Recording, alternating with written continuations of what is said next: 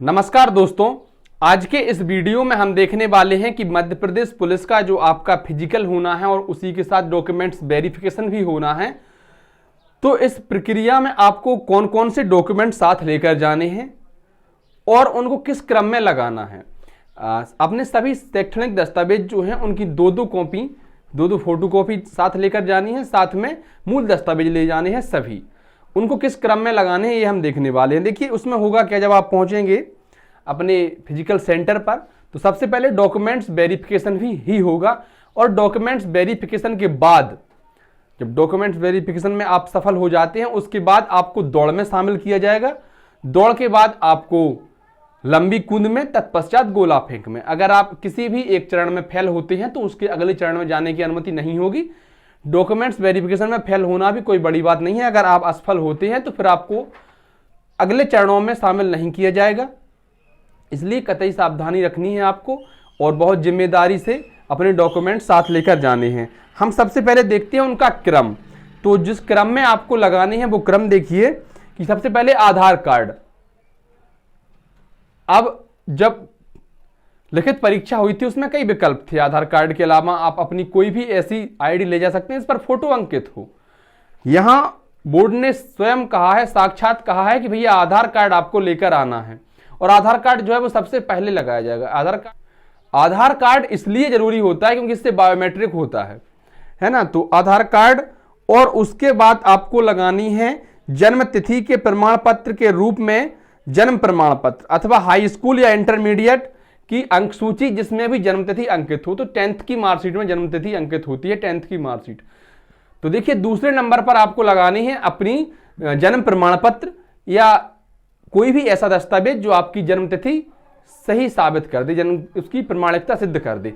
जैसे कि जन्म प्रमाण पत्र नहीं है तो 10th या 12th की मार्कशीट। अमूमन 10th की मार्कशीट में जन्मतिथि अंकित होती है, तो 10th की मार्कशीट आपको दूसरे नंबर पर लगानी है।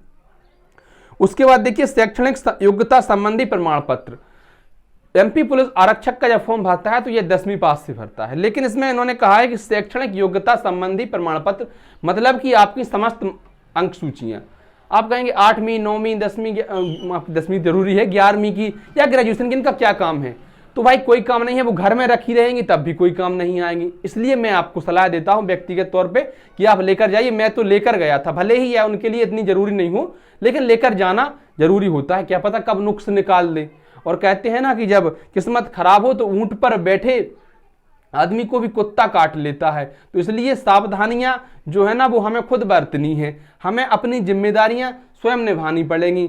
घर पे रखी भी कोई काम नहीं करेंगी और अगर वहां भी कोई काम नहीं करें तो कुछ बिगड़ जाएगा क्या। लेकिन साथ लेकर जाइए सभी मार्कशीट, है ना। इसके बाद आपको लगानी है कि मध्य प्रदेश रोजगार कार्यालय का जीवित रोजगार पंजीयन।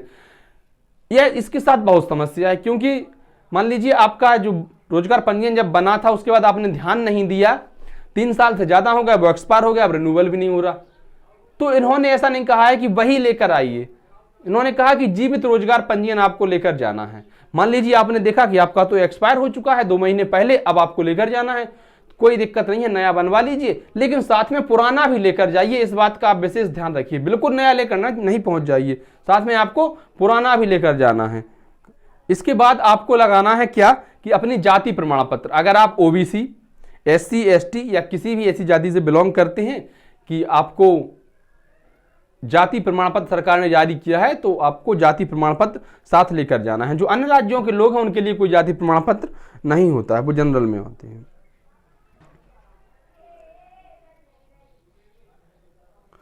और देखिए प्रमाण पत्र जारी करने वाले अधिकारी का नाम, पदनाम, कार्यालय इत्यादि इसमें सुस्पष्ट होना चाहिए। जरूरी है, जाति प्रमाण पत्र में तो सुस्पष्ट वैसे ही होता है। और देखिए कि स्वयं सेवी, नगर सैनिक तथा नगर सेना के नॉन कमीशन अधिकारियों अभ्यर्थियों को आरक्षण अथवा आयु सीमा में छूट के लिए सक्षम प्राधिकारी द्वारा जारी किए गए नगर सेना की 3 वर्ष की सेवा काल का प्रमाण पत्र। कुछ ऐसे लोग जो नगर सेना में NRS में पहले रहे हैं, अपनी सेवा दे चुके हैं पुलिस के लिए, तो इनके लिए आपको अगर 3 साल से ज्यादा हो चुके हैं सेवा देते देते, तो उसका प्रमाण पत्र भी साथ लेकर जाइए, इससे आपको कुछ छूट मिल सकती है। और ये आपको इसी क्रम में लगाने हैं। जो आप इसको ध्यान रख लीजिए कि सबसे पहले आपको क्या लगाना है, हमने पहले बताया था। सबसे पहले आपको आधार कार्ड लगाना है और आधार कार्ड के बाद आपको लगानी है अपनी 10th की मार्कशीट। या जन्म प्रमाण पत्र। उसके बाद आपके सभी शैक्षणिक दस्तावेज आपके लगेंगे, रोजगार पंजीयन लगेगा, जाति प्रमाण पत्र लगेगा। दूसरी बात, आय प्रमाण पत्र इसमें नहीं लगेगा। और आय प्रमाण पत्र जब वहां जाते हैं तो आय प्रमाण पत्र वो जमा कराते हैं किस लिए, ताकि आपको यात्रा का वहन दे सकें, आपको यात्रा खर्च दे सकें, सामान्य श्रेणी की रेलवे यात्रा।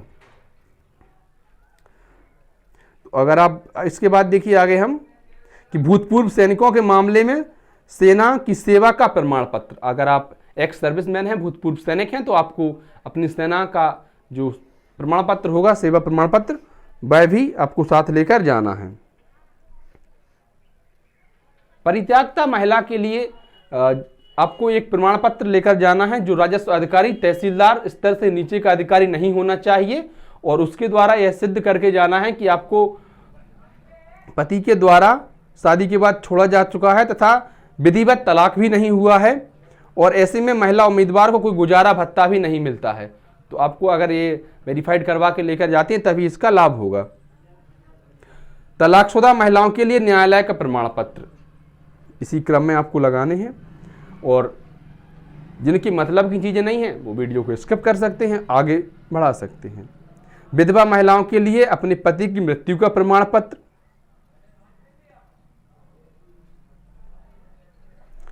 देखिए कुछ जरूरी मैं बताता हूं, विवाहित अभ्यर्थियों को उनके बच्चों का प्रमाण पत्र।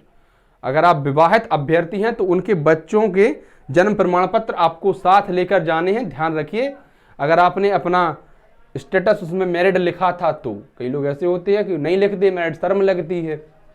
अब महिलाओं पर तो मुहर लगी होती है, पुरुषों पर थोड़ी मुहर लगी होती है ना, तो वो नहीं छुपाते हैं, अपनी शर्म ना लगे। अगर ऐसे आपके बच्चे हो चुके हैं और आपने स्टेटस अपना मैरिड लिखा था, तो फिर आपको उनके जन्म प्रमाण पत्र लेकर जाना है साथ में।